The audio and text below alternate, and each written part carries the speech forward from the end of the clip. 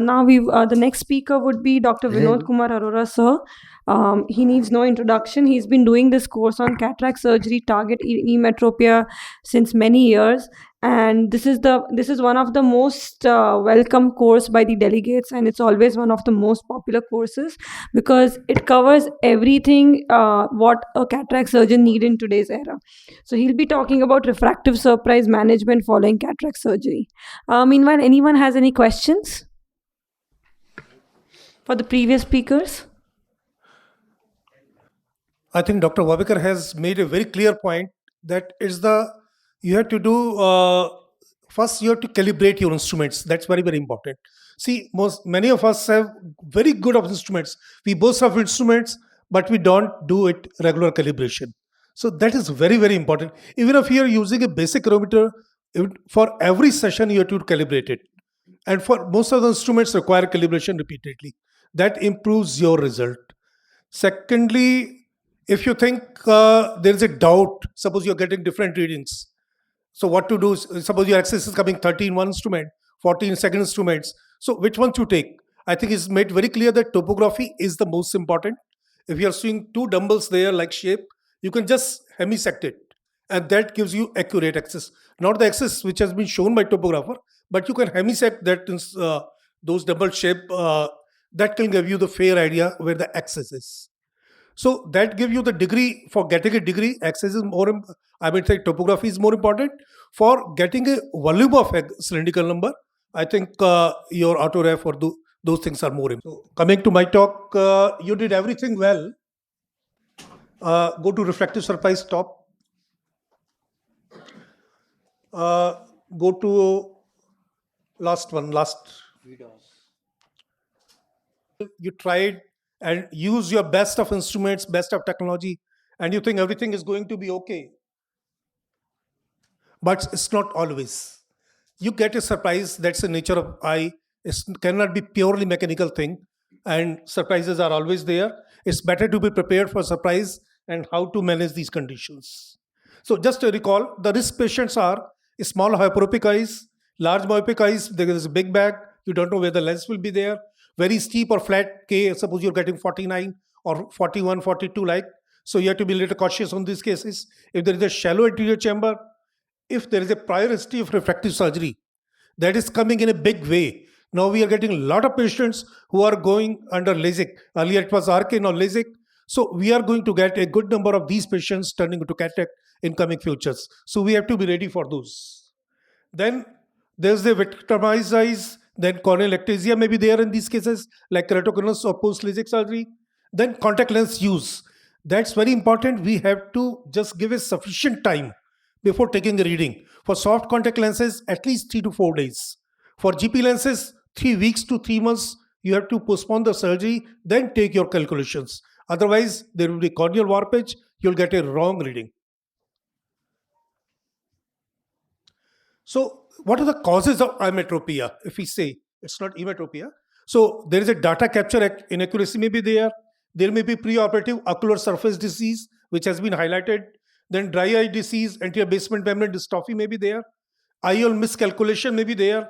There may be residual refractive astigmatism or post-operative shift in position of IOL. Your IOL may shift. So what are the reasons of refractive surprises? We know there is a limitation of precision accuracy of biometric measurements. It's not very perfect. It's very good, almost close to that one.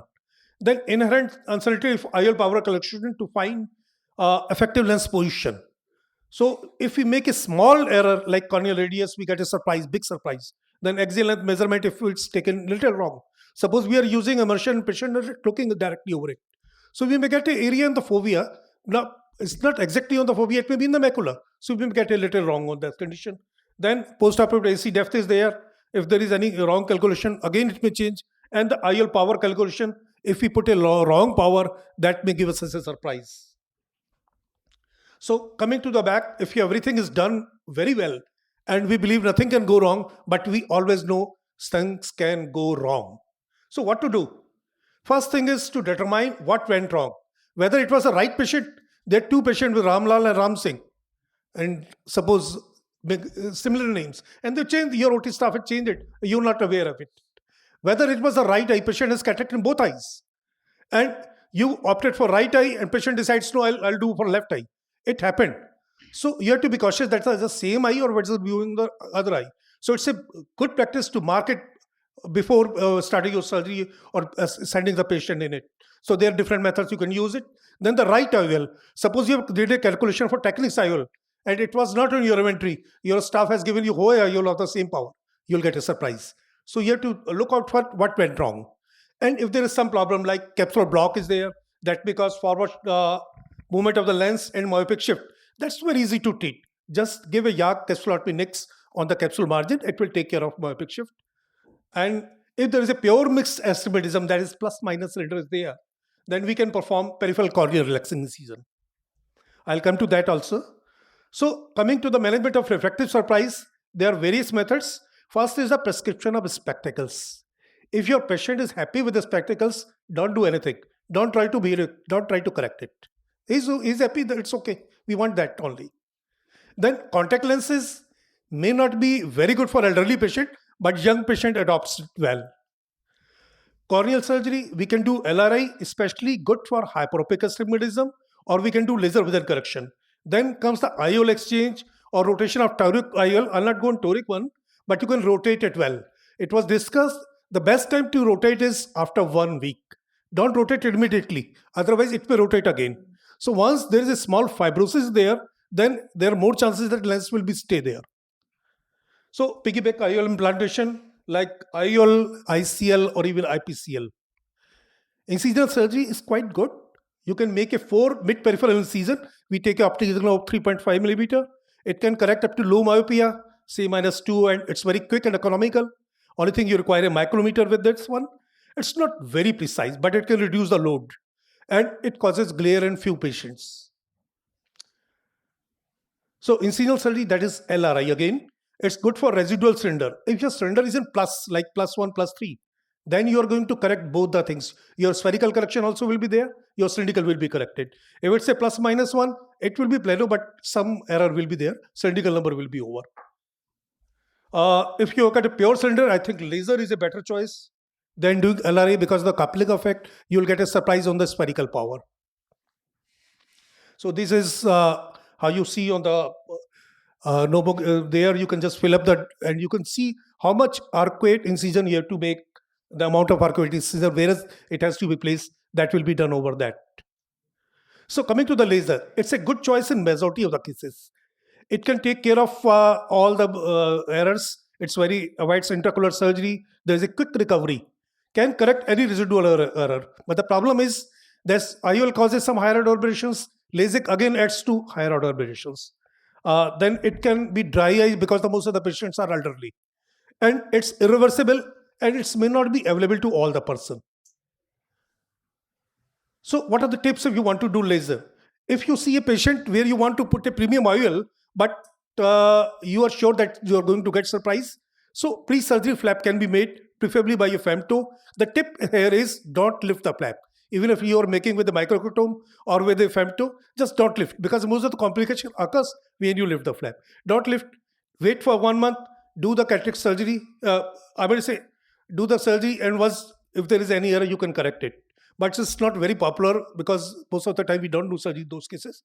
But coming to the post-surgery, if you have to wait till the refraction stabilizes. For phaco patient, wait for 1 month. For a small incision cataract surgery, you have to wait even longer. Once the refraction stabilizes, then do the surgery. Femto is preferred in these cases. For smaller errors, advanced surface ablation is again very good choice.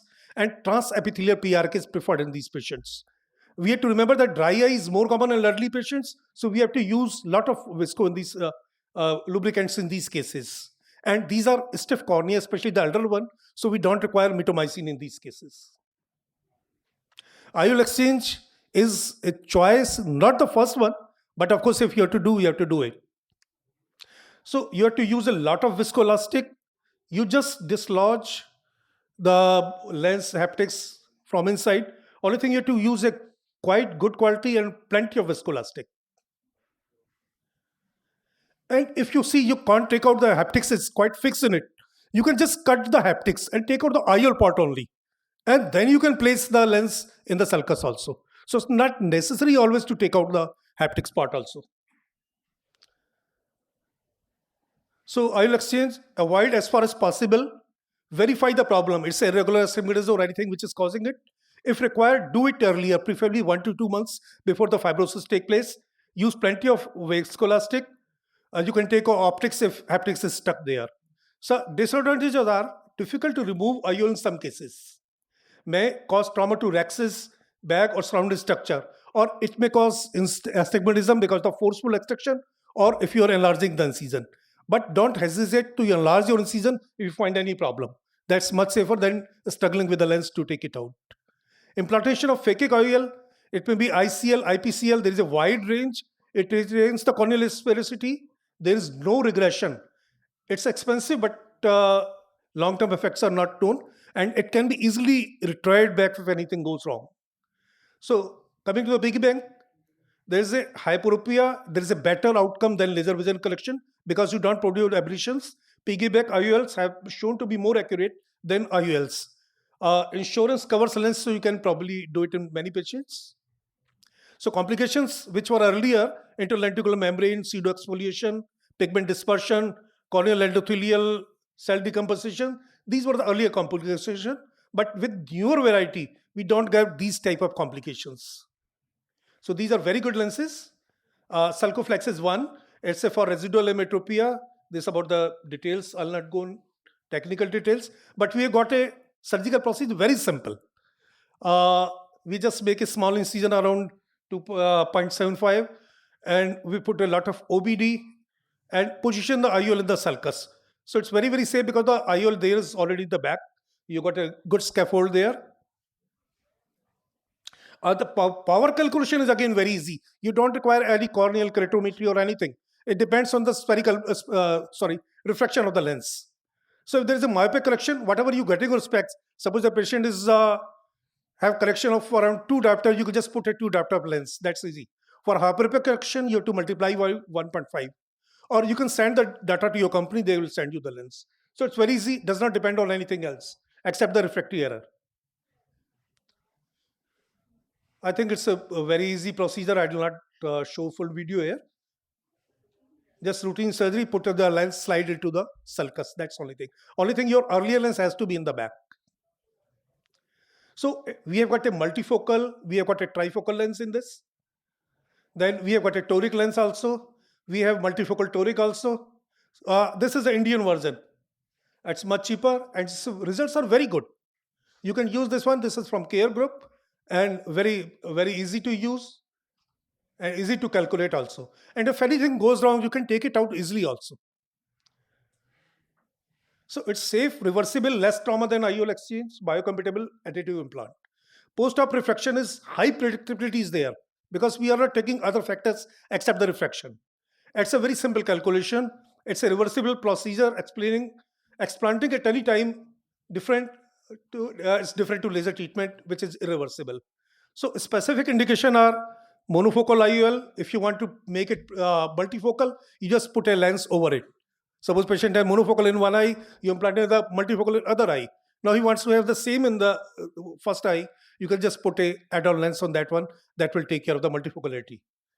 Then, just 1 second. A specific condition, you can treat dysphotopsia also. Dysphotopsia is nowadays is a problem. A patient is not recovering after a few months, then you can put this lens. The negative points are the lack of peer review publication. Of course, we got now a lot of publication. Rotational stability is a little lower in this case. So just to conclude, there are a variety of options. We can do IOL exchange, we can do laser vision correction, we can do piggyback. For myopia, laser is preferred. For hypermetropia, because of the aberrations, we prefer piggyback or IOL exchange. For astigmatism, we can do piggyback, we can do laser vision correction, or we can do LRI. So we got a lot of variety options and we can take care of most of the refractive surprises. Thank you very much. So having said this, if you did very good refractive cataract surgery, your results are perfect, 6/6 and by 6. But patient, again I told you, maja nahi aaya wali baat. Then what to do? Patient is not happy. So let us see why he is not